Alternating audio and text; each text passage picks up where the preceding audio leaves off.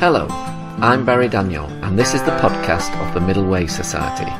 Our aim is to encourage a universal approach to living a more integrated, ethical life, avoiding dogma or any absolute appeal to authority.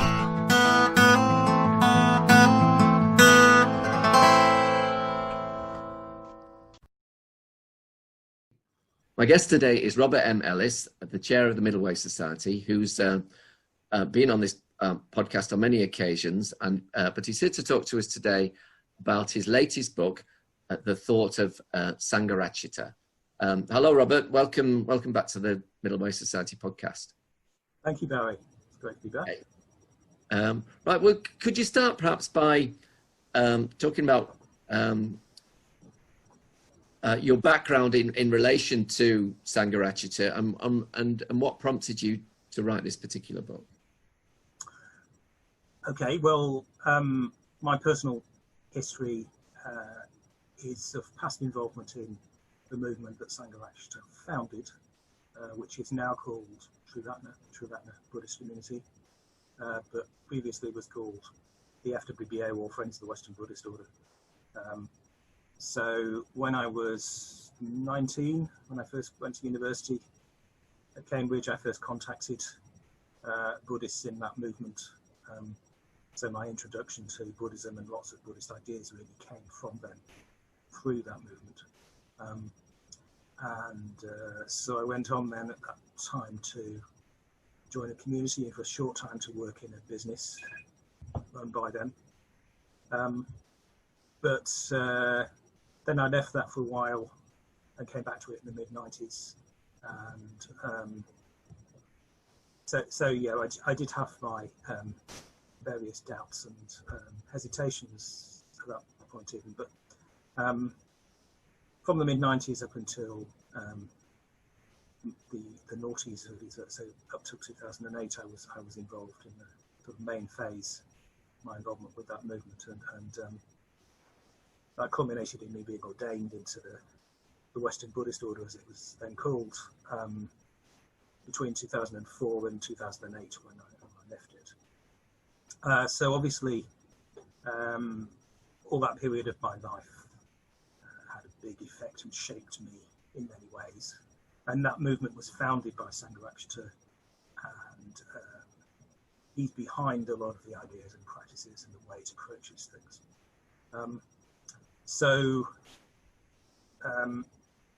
Yeah, one thing I recognised, the more I thought about this and the more I reflected on it as time went by, is how much my own understanding of the Middle Way and of the things I've written about in my books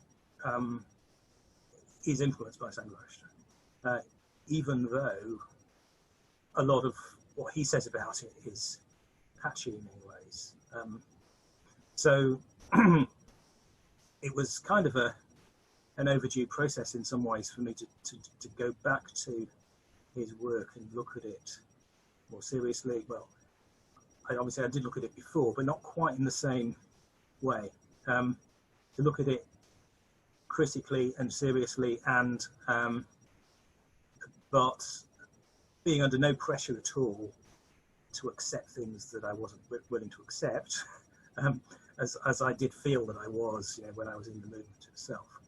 And I think having got past the reactive phase, so this was getting on for 10 years after I'd left the order. So I certainly, my experience is that I was no longer settling old scores or anything of that kind. It wasn't about bitter grapes or criticising Sangharakshita in any way. So my motives were partly about, for myself, finding a balanced, critical understanding of Sangharakshita's views that influenced me so much. And also, I felt that could very well be a useful process to share with other people through a book, particularly people who have been influenced by Sangharakshita, as I have, or people who are still, there are many people who are still involved in Triratna but have their doubts and their hesitations and could do with sort of more of an outside view on it or more of a critical view on it. So I felt the book might be helpful for those sorts of people particularly. Yeah, it's also an application of the middle way. So I was trying to, in a way, demonstrate what it would mean to apply the middle way as thoroughly as I could, in as balanced a way as I could, to a single figure. So it's a kind of case study, if you like, of a particular figure who is, you know, very creative, very interesting figure in many ways, but also controversial and, as I say, patchy. So to try and sort all that out requires, you know, many aspects of the middle way, really, but you know, the even-handed assessment, which is what I tried to do. Yeah, that has its emotional aspects. You need to approach it in the right way emotionally, as well as having a critical sense of the philosophical starting points. I mean, one of the things particularly I wanted to point out about Sangharakshita is how varied in a way his starting assumptions are and how inconsistent they are. So I wanted to sort of track those down and see where he was coming from at different points. Okay. Well, could you give us an overview of the book? Basically, I mean, it starts with an introduction, just giving explanation of why, the kind of thing I've just been saying about why I wrote the book, and also a little bit about his life, but it's not a biography, but a little bit of biographical information is helpful. So maybe I could say a bit more about that in a minute. Yeah, the main part of the book is looking at a range of Sangharakshita's ideas. They were practical ideas, so they're ideas and practices in a way. So ideas that he put into practice in most cases. It moves really generally from the positive to the negative, although there's a mixture all the way through in some ways. So it starts with the views that I think had the most positive and innovative kind of effect. So these were really ways in which he took aspects of Western tradition and interpreted them in ways that were compatible with Buddhism. So that he helped in a way to interpret Buddhism for Westerners in new ways. And so in the process, obviously, he brought Western and Buddhist ideas into contact with each other in creative and synthetic ways.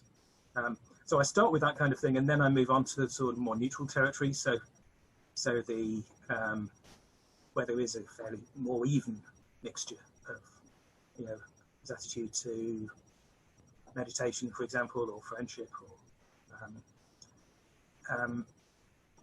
and then there's his treatment of Buddhist doctrines, where we start getting into perhaps a greater incidence of dogmatic assumptions. And then the final section is the controversies.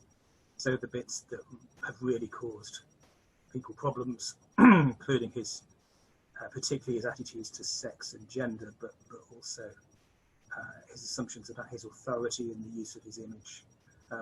So those controversial areas I left to the end because I wanted to contextualize them as much as possible, so that people would understand them in the whole context of, well, the assumptions he made at various points, how some of them worked and others didn't, and that really the practical issues that emerged like that were at least partly due to those assumptions, and can be traced back to them. So hopefully by the time you get to the stuff about sex scandals, then you can see why that's deserving of a bigger context. Why he wasn't just the guy who had the sex scandals. He was, a much bigger figure who's interesting in lots of other ways. So it's obviously I wrote the book in the context of a very polarized discussion. So you can find trenchant defenders of Sangharakshita, and you find people who immediately dismiss everything he said or did because the word abuser comes up a lot, so because they regard him as an abuser, and that vitiates everything he said for them. So you get those two extremes, and so a lot of what I was trying to do through that build-up from the better to the worse, if you like, from the less controversial to the more controversial, is to put that debate in a context, so as to build up sort of maximum possibility for people to be able to overcome those polarized. What might be useful, Robert, is obviously we can only get a snapshot of the book here, but in the first section where you highlight the more positive sides of his work, what for you particularly stands out, or what for you particularly inspires you about his work? Well, certainly the ways in which he did at times use the middle way, and I mean, he kind of in a way highlighted the middle way, or at least stimulated it in the practice of the movement he founded, in that you do often find middle way judgments going on, whether they're explicit or not, in the way that people tackle things, and that seems to me to be true at its best, where people do use it. And so there are points where Sangharakshita uses it quite explicitly. So there's a talk he gave called 20 Years on the Middle Way, where he applies the middle way to a variety of issues and shows how the way that the movement had advised people and guided people was following the middle way. So for example, in attitudes to parents. So supposing you've joined this new Buddhist movement and your parents are very suspicious, which is a common scenario.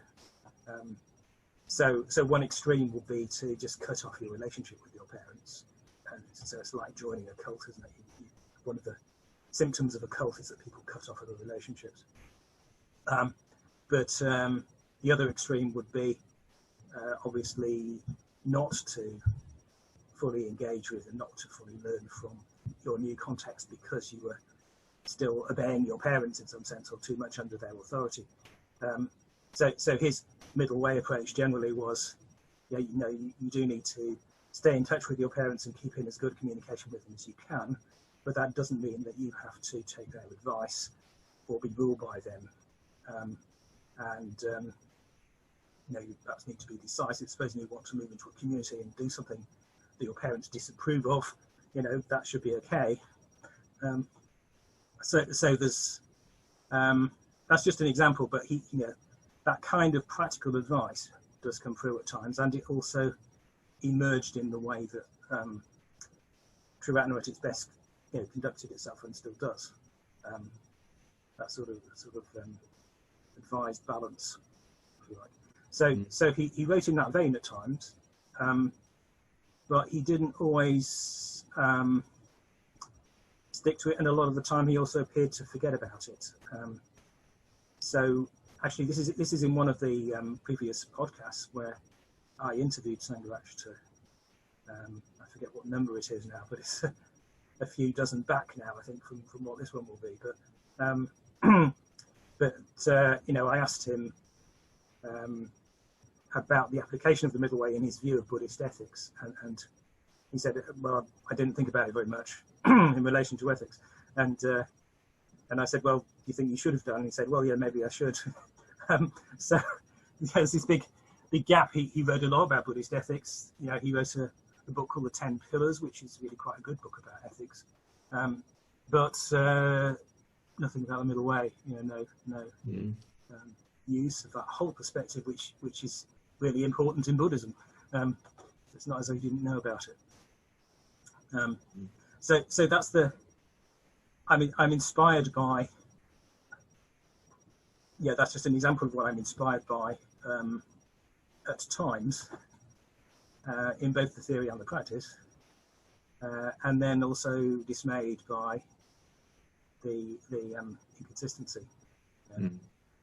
But, it seems to be quite a feat of organisation to actually start an order which has had such influence and and has stuck around. Did he do it largely single-handed? What was it that enabled it to gain traction? Was it his writing? Or was he out there? Did he have a kind of ministry? How did he set it all up? I'm just curious.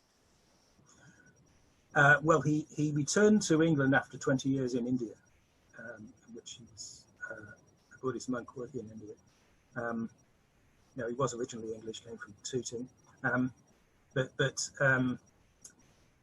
and then he was working with the English Sangha Trust, which is a more traditional kind of Theravada outfit, but got into conflict with them, and because he was experimenting, it seems, with new ways of approaching Buddhism and presenting it.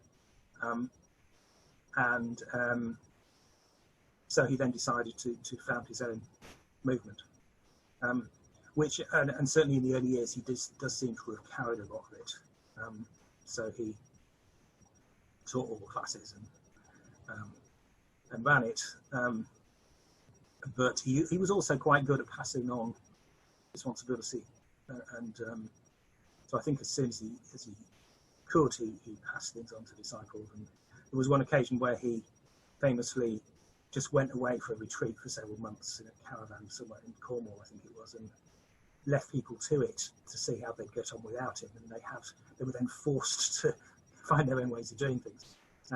So he obviously had quite a strong sense of needing not to carry everything and to help other people mature in their own way into practice.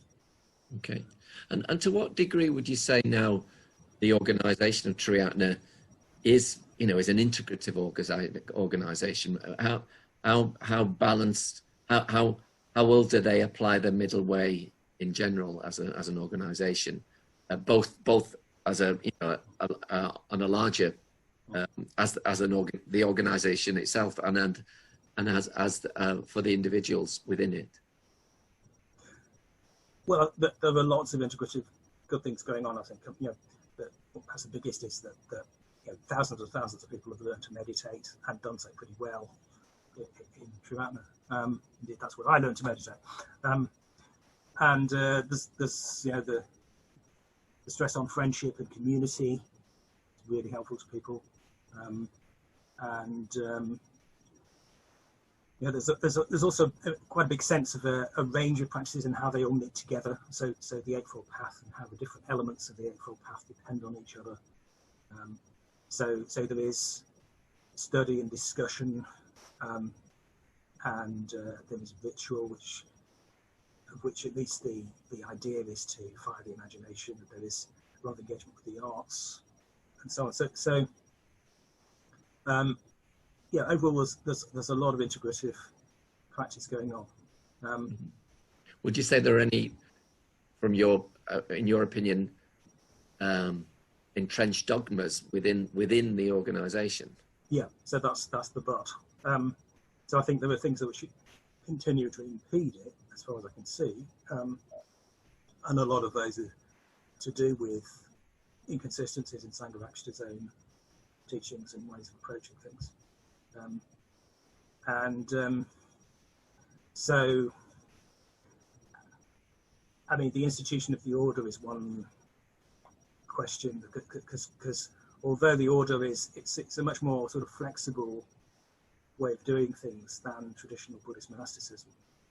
So people get ordained, but they're not monks or nuns. They're committed. It's a commitment. But it's still a discontinuous kind of social recognition of that commitment, and it doesn't take into account what I call asymmetry of integration, really. So the fact that people can be terribly lopsided with the way that they develop. So there is this. I experienced this when I was ordained, that suddenly people are trusting you in ways that you weren't trusted before, and that seems weird. Because I haven't changed that much. I've just gone through this ceremony, and I've got this funny name, which rapidly becomes a burden. So there's various kind of conventions which seem to rigidified a bit, which often get in the way, I think. So there's various things adopted from Buddhist culture, like the names, really. I think, you know, my own view increasingly is that they're a barrier more than anything else, from direct experience, anyway. And that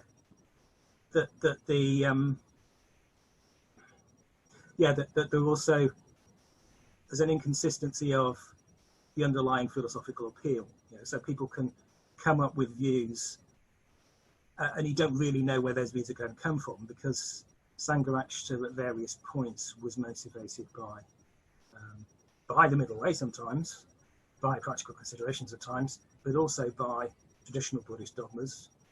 So he didn't let go of things like the Buddha had to be enlightened and you needed to believe that the Buddha was enlightened to be a Buddhist. He didn't let go of the law of karma. So he had to try and make things like that work in relation to the modern situation. And so just the attitude that you have to do that, actually. So very often people in Travatna are still trying to do that, I think, because that's what he tried to do.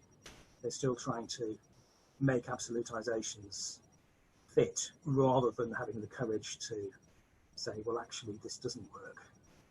We need to let go of this, which I think is really necessary with some things. Okay. So it comes down to, yes, the influence of absolute beliefs. Some of them Buddhist, some of them Platonic, as well as this Platonism in Sangharakshita's thinking that has side effects as well. And the organisation now since his death, how is that faring? Is it in a state of flux? Is it do many people see that as an opportunity for it to go off in a different direction? Is it flourishing, or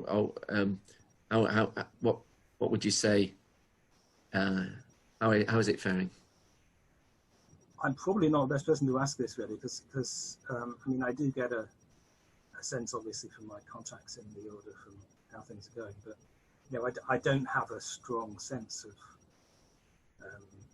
what the direction is since his death. I'm not sure if one has emerged yet, really. Yeah. Okay. Well, can we have a look now at the more controversial side of Sangharakshita? I mean, and for the listeners who are not very familiar with him as a person, could you just give us an outline of why is there one controversy, or is it a more wider ranging? Well, there were several which I tackle in the last section of the book. Though I have to say I tackle them more in a philosophical way. So I tackle them more in what were the underlying assumptions that were made here, even in practice, rather than forensically, you know, so what happened in this incident or whatever, and was false or whatever.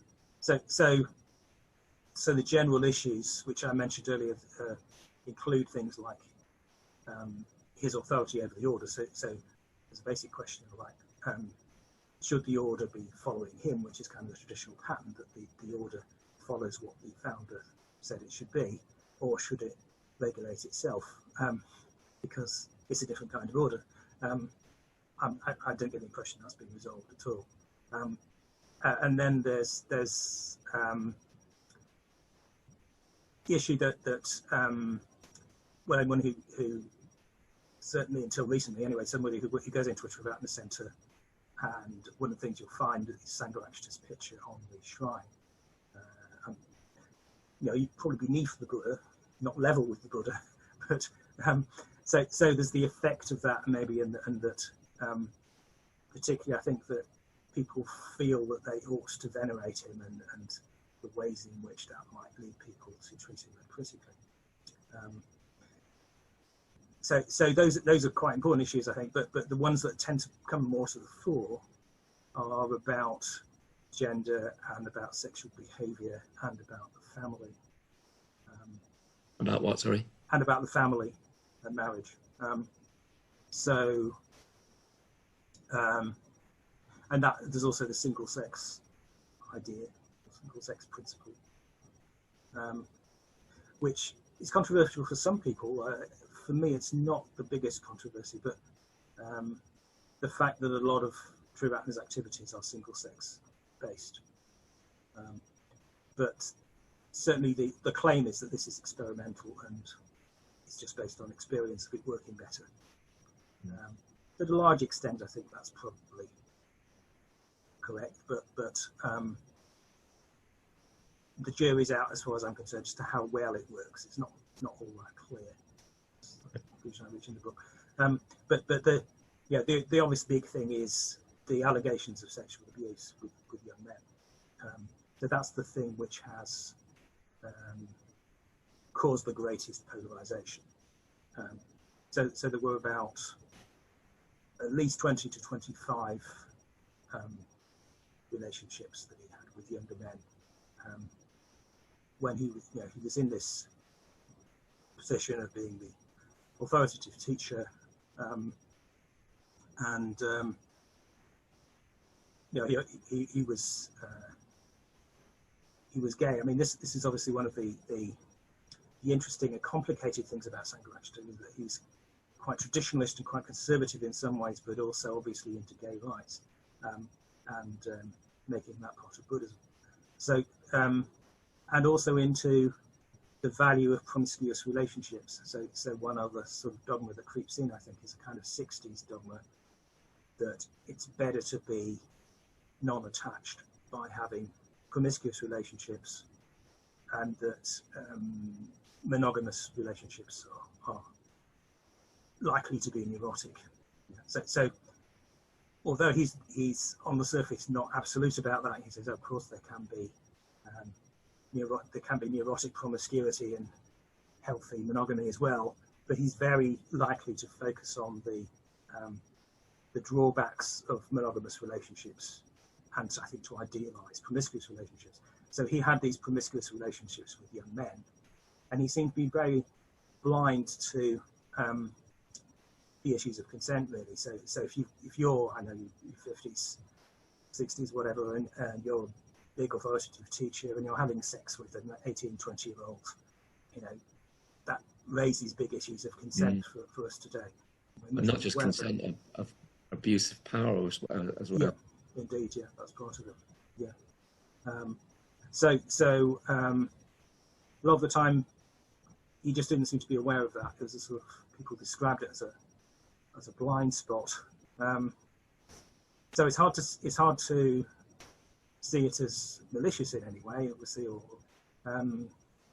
but some major mistakes need to be made, and there were some people who have, to varying extents, been badly affected by their experience with him or felt abused by him. Some of whom have had psychological issues with that later. So that's what's caused all the biggest controversy. Yeah. You said allegations, but wasn't there at one point that he actually apologized near the end of his life? So there was some. There was some apology. Yeah, he apologized in quite a general way. Yeah, it was a very generalized apology that he apologized for any ways in which he'd hurt fellow Buddhists. So that there wasn't any attempt really to go through individual issues and acknowledge where specific individuals had been harmed by his actions. Yeah. Just thinking, indeed to look at the assumptions that led to that. I think that's the more important aspect of it. Yeah, I'm just playing devil's advocate here, Robert, but I'm just imagining to get a sense of the anger that a lot of people feel, and or potentially the anger, especially the people who were subject to the abuse, that someone that might have done some good works or come out some good ideas, that they nevertheless forfeit the right for a platform for that because of the suffering they've caused.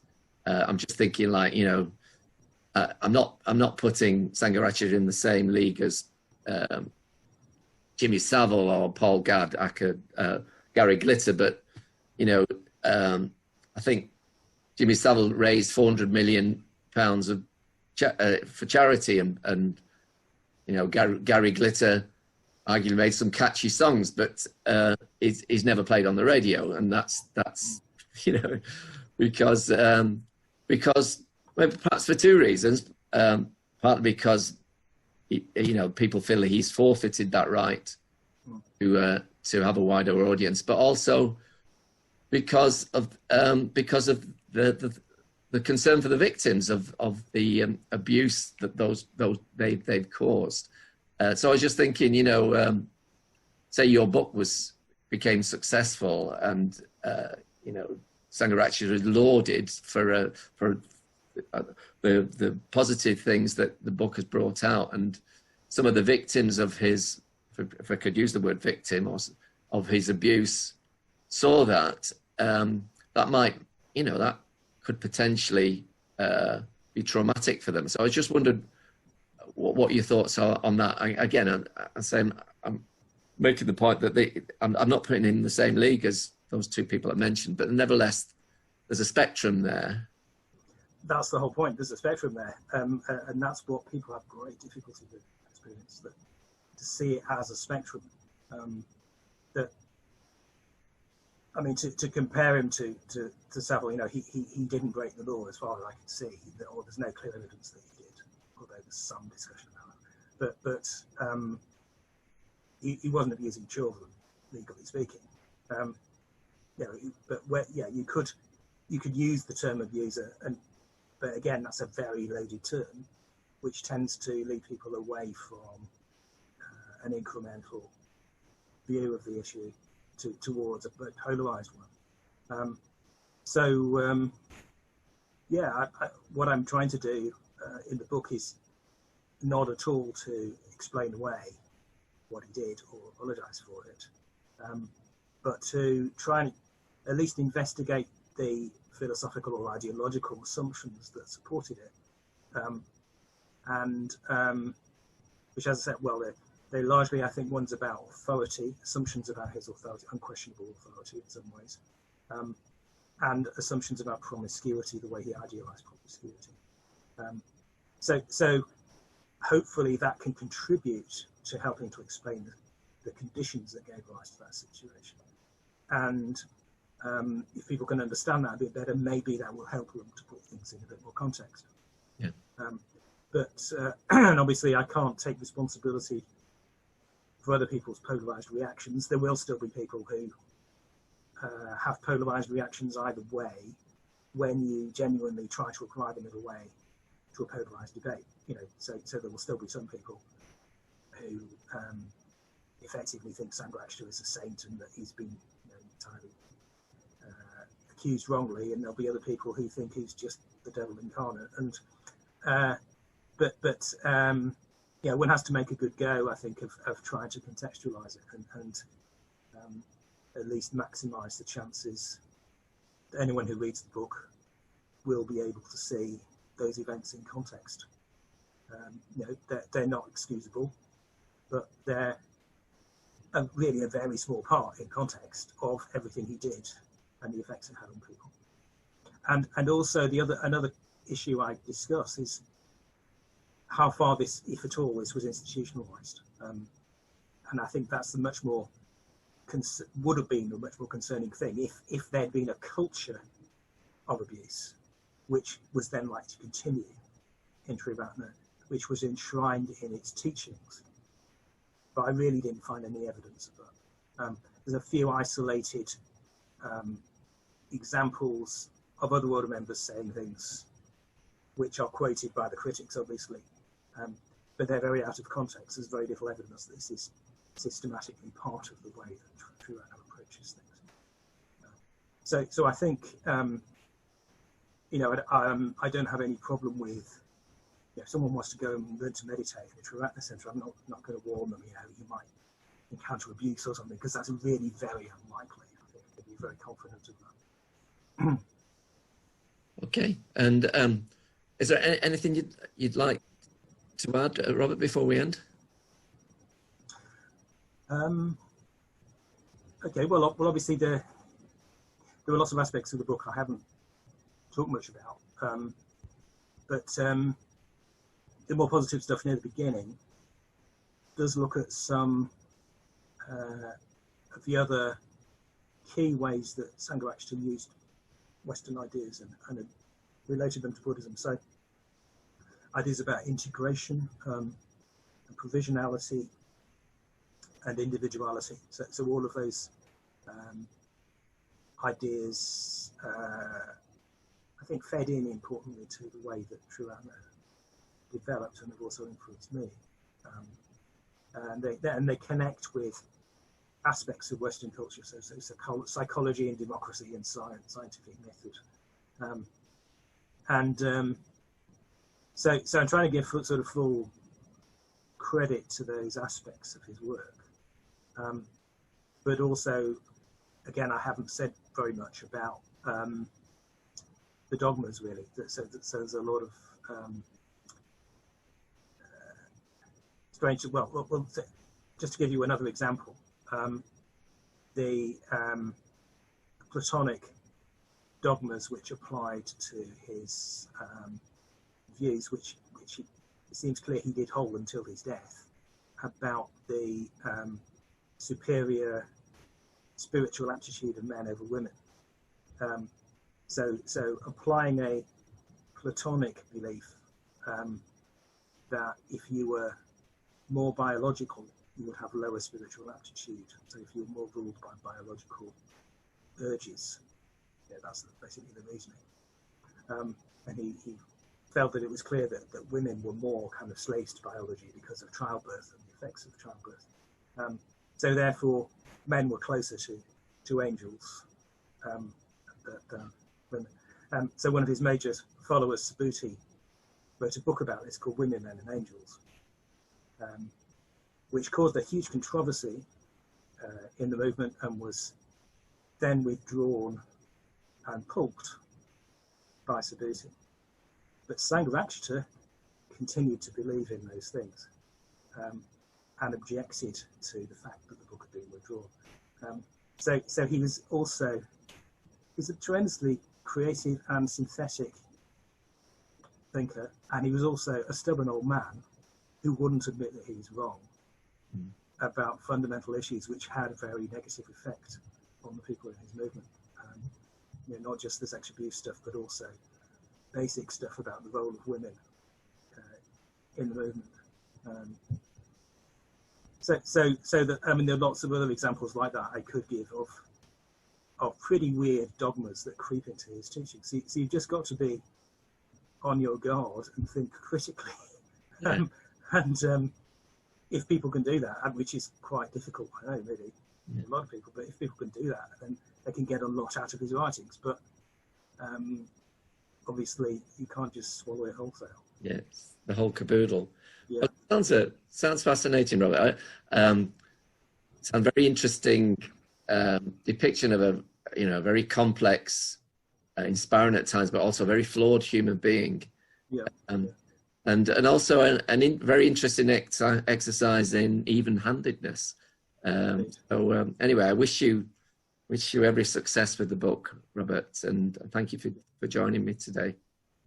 Thank you. Yes, I mean, I hope I've been up to the challenge of even-handedness, but at least I can say I've tried, and I seem to be the first person to have tried doing this. So at least it's something to have a go.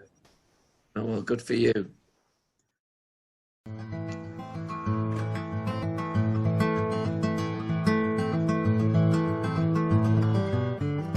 You can find out more about Middle Way philosophy at www.middlewaysociety.org.